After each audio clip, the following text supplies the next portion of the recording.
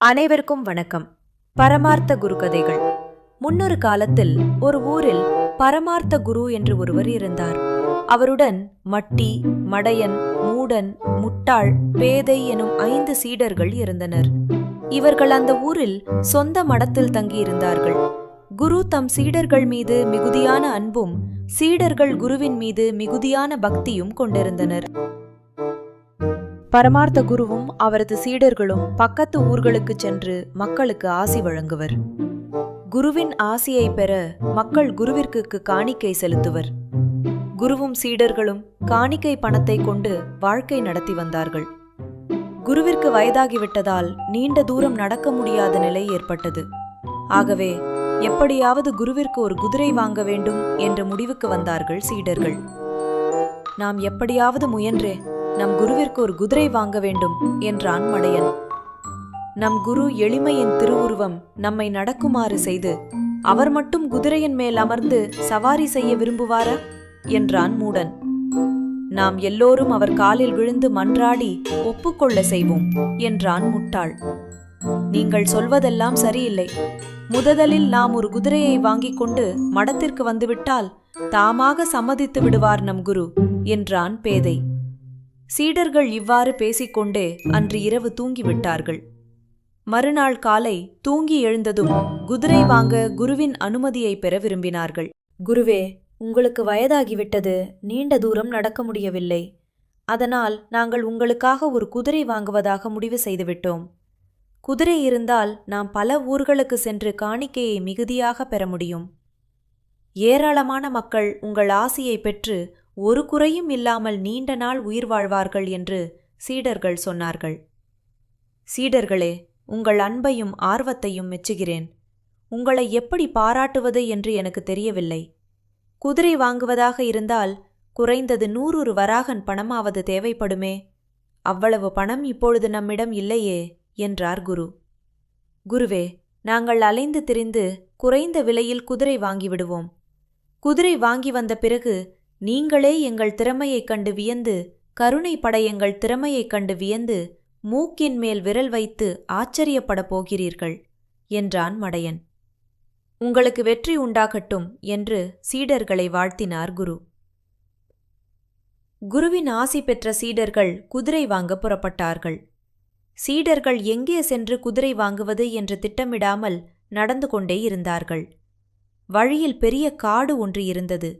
அதையும் கடந்து சென்றார்கள். காட்டை கடந்ததும் சிறிது தூரத்தில் பூசணி கொடிகள் அடர்ந்து படர்ந்த ஒரு தோட்டத்தில் பூசணிக்காய்கள் காய்த்திருந்தன. அந்த தோட்டத்தில் ஒரு கழுதையும் மேய்ந்து கொண்டிருந்தது. பரமார்த்த குருவின் சீடர்கள் இதற்கு முன் கழுதையையும் பூசணிக்காயையும் பார்த்ததில்லை. ஆகையால் பூசணி தோட்டத்தில் மேய்ந்து கொண்டிருந்த கழுதையை சின்ன குதிரை என்றும் பூசணிக்காய்களை அதன் சின்ன குதிரையின் முட்டைகள் என்றும் நினைத்து கொண்டார்கள். இந்த முட்டைகளில் ஒன்றை விலைக்கு வாங்கி அடைகாத்து குதிரை குட்டியை பெற நினைத்தார்கள். சீடர்கள் தோட்டக்காரன் இருக்கும் குடிசைக்கு சென்றார்கள். ஐயா, அதோ மேயும் சின்ன குதிரையின் முட்டைகள்தானே இவைகள்? நாங்கள் உலகப் புகழ் பெற்ற பரமார்த்த குருவின் சீடர்கள். இந்த முட்டைகளில் ஒன்றை நீங்கள் விலக்கிக் கொடுத்தால் நாங்கள் அடைகாத்து குதிரை குட்டியை பெறுவோம் என்றான் மடையன்.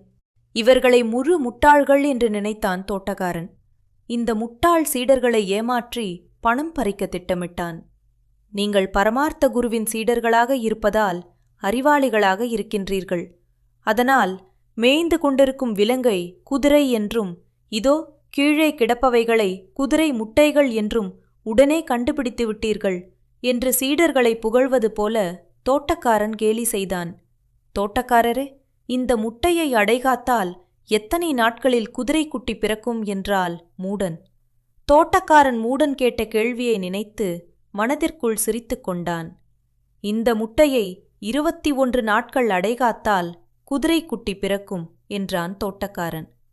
குதிரை வாங்க போதுமான பணம் எங்களிடம் இல்லை. அதனால் குறைந்த விலையில் குதிரை வாங்க வேண்டும் என்று நினைத்தோம். இப்போது மிகவும் மலிவான விலையிலேயே குதிரையை பெற்று விடுவோம். எல்லாம் எங்கள் குருவின் ஆசிதான். ஒரு குதிரை முட்டையின் விலை என்ன என்றால் முட்டாள், நீங்கள் உங்கள் குருவிற்காக கேட்கிறீர்கள். அதனால் 20 வராகன் மதிப்புள்ள குதிரை முட்டை உங்களுக்கு 10 வராகனுக்கு கொடுக்கிறேன் என்றான் தோட்டக்காரன். ஐயா, நாங்கள் மடத்திற்குச் சென்று குருவிடம் சொல்லி பணத்துடன் வருகிறோம். வேறு யாருக்கும் விட்டுவிடாதீர்கள் என்றான் பேதை. சீடர்கள் ஐவரும் குதிரை முட்டையை வாங்கிவிட வேண்டும் என்ற ஆர்வத்தில் ஓட்டமும் நடையுமாக மடத்தை அடைந்து, குருவே, 10 வராகன் விலையில் குதிரை வாங்க ஏற்பாடு செய்துவிட்டு வந்திருக்கிறோம். என்ன இருந்தாலும் உங்கள் அதிர்ஷ்டமே அதிர்ஷ்டம். 20 வராகன் மதிப்புடைய குதிரை முட்டையை எங்களுடைய திறமையை பயன்படுத்தி 10 வராகனாக குறைத்துவிட்டோம். முட்டை பெரியதாகவும் சாம்பல் நிறமாகவும் இருக்கிறது என்றான் மட்டி. சரி, அந்த குதிரை முட்டையிலிருந்து குதிரை குட்டியை பெறுவது எப்படி? இவ்வளவு குறைந்த விலையில் குதிரை முட்டையை விலை பேசி முடித்துள்ளீர்கள். உங்கள் திறமையே திறமை என்றார் குரு. குருவே, முட்டையின் மேல் கோழி உட்கார்ந்து அடை காப்பது போலவே அடை காக்க வேண்டும் என்றான் மடையன். அவ்வாறு அடை காத்தால் உயர்ந்த ரக குதிரைக்குட்டி பிறக்கும் குருவே என்றான் மூடன். யார் குதிரை முட்டையின் மேல் அமர்ந்து அடை காப்பது என்றார் குரு. குருவே, யார் அடை காக்க வேண்டும் என்பதை நீங்களே சொல்லிவிடுங்கள் என்றான் முட்டாள்.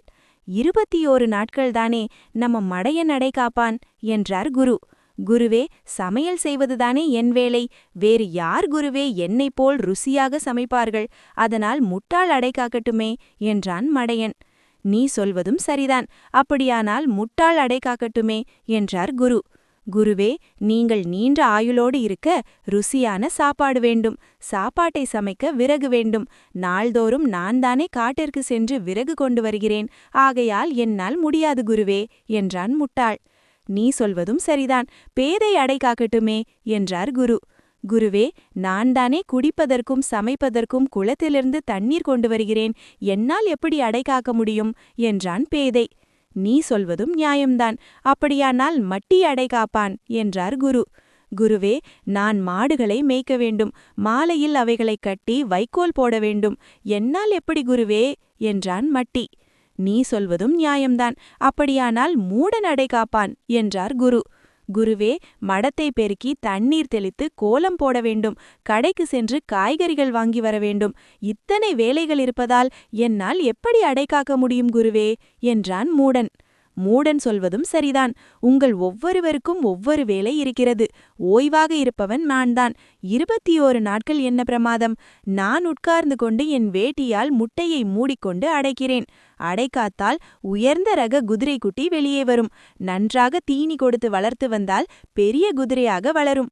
பெரிய குதிரையாக வளர்ந்தால் அடிக்கடி வெளியூர் செல்லலாம். வெளியூர் அடிக்கடி சென்றால் காணிக்கை அதிகமாக கிடைக்கும் என்றார் குரு. ஆமாம் குருவே என்றார்கள் சீடர்கள். குரு 10 வராகன் பணத்தை கொடுத்தார். சீடர்கள் பணத்தை பெற்றுக்கொண்டார்கள். குதிரை முட்டையை கொண்டு வர குரு உட்காரும் ஊஞ்சல் பலகையை தூக்கிக் கொண்டு ஓட்டமும் நடையுமாக தோட்டத்தை அடைந்தார்கள். தோட்டக்காரன் எல்லாவற்றையும் விற்றுவிட்டான். தோட்டத்தில் குதிரையும் இல்லை, குதிரை முட்டைகளும் இல்லை. தோட்டக்காரரே, எங்கே குதிரை முட்டை? ஒன்று கூட இல்லை. விற்றுவிட்டீரா? நாங்கள் சொல்லிவிட்டுத்தானே போனோம். நீ செய்தது கொஞ்சம் கூட நியாயமில்லை என்றான் மட்டி. நீங்கள் விலை கேட்டுவிட்டு போய் 2 நாட்கள் ஆகிறது. உடனே வருகிறோம் என்று சொல்லிவிட்டுத்தானே சென்றீர்கள். ஆனால் நீங்கள் சொன்னபடி வரவில்லை. விற்றுவிட்டேன் என்றான் தோட்டக்காரன். நாங்கள் நடந்து வரவே 2 நாட்கள் ஆகிறது. எங்களை நீங்கள் ஏமாற்றிவிட்டீர்கள். நாங்கள் குதிரை முட்டை இல்லாமல் வெறுங்கையோடு போக மாட்டோம். என்ன செய்வீர்களோ ஏது செய்வீர்களோ எங்களுக்கு தெரியாது. நீங்கள் விற்றவனிடம் சென்றாவது ஒரு குதிரை முட்டை வாங்கி கொடுக்க வேண்டும் என்றான் மடையன். என் வீட்டிற்கு எடுத்து செல்ல 1 மட்டும் எடுத்து வைத்திருக்கிறேன். அது மிகப்பெரிய குதிரை முட்டை. அதற்கு 15 வராகன் கொடுத்தால்தான் கொடுப்பேன் என்றான் தோட்டக்காரன். தோட்டக்காரரே, நீங்கள் அநியாயமாக எங்களை ஏமாற்றுகிறீர்கள். எங்கள் குரு குதிரை முட்டைக்காக 10 வராகன் தான் கொடுத்துள்ளார். எங்களிடம் வழி செலவுக்காக 2 வராகன் இருக்கிறது. அந்த 2 வராகனையும் கொடுக்கிறோம். எங்களிடம் வேறு ஒரு சல்லிக்காசு கூட இல்லை. உங்களுக்கு புண்ணியமாக இருக்கட்டும் என்று சொல்லி பணத்தை கொடுத்தான் மூடன். முட்டாள் சீடர்களுக்கு 12 வராகனுக்கு பூசணிக்காயை விற்ற மகிழ்ச்சியில் பூசணிக்காயை குடிசையிலிருந்து கொண்டு வந்து கொடுத்து, உங்கள் குருவிற்காகத்தான் குறைந்த விலைக்கு கொடுத்துள்ளேன். போகும் வழியில் யாராவது விலையை கேட்டால் சொல்ல வேண்டாம் என்றான் தோட்டக்காரன். குதிரை முட்டையை வாங்கிய பெருமையை பேசிக்கொண்டே சீடர்கள் காட்டு வழியில் வந்து கொண்டிருந்தார்கள். இவர்கள் வரும் வழியில் இருபுறமும் அடர்ந்த புதர்களும் முட்செடிகளும் இருந்தது. ஓர் ஆலமரம் அடர்ந்து படர்ந்து தழைத்திருந்தது. அம்மரத்தின் கிளை ஒன்று ஆள் உயரத்திற்கு தாழ்வாக இருந்தது. சீடர்கள் கொண்டு வந்த குதிரை முட்டை கிளையால் தடுக்கப்பட்டு கீழே விழுந்து உடைந்தது.